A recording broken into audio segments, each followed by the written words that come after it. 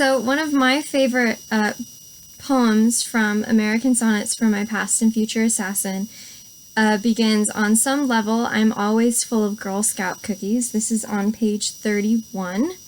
So one of my favorite things about it is the line, "In a land of a failed landlord with a people of color complex." So the failed landlord, I'm going to take that to be Donald Trump. And I think it's interesting that Hayes describes him first off as a landlord. So instead of being the president, you get the idea that he's kind of overseeing property, and the job of the presidency, we would assume, is much more than just overseeing a property. And to be a failed landlord, I think is very interesting because it kind of shows the audience, or calls the audience to think about how has he failed in his job as the landlord of this country.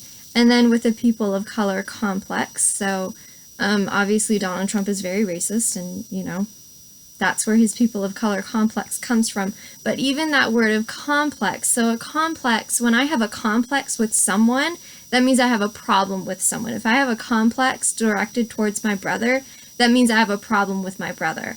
However, a complex is also a building.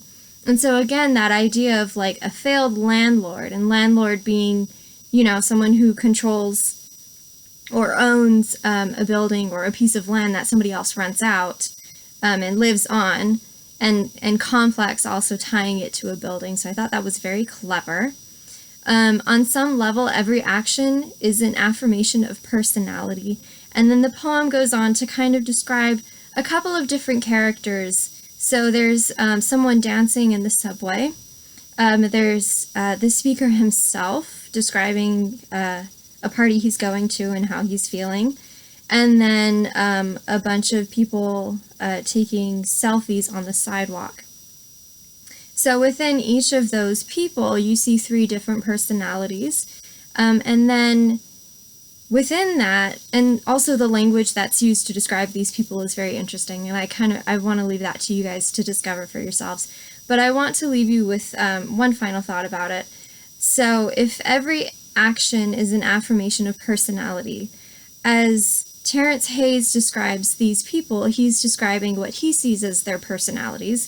But then the descriptions of these people are seen through his eyes. So that reaffirms the speaker's personality. So it's kind of one of those weird paradoxes where like the poem sort of folds in on itself. So as Terrence Hayes, or as the speaker, is describing these people, he's also describing himself. And I thought that was really cool.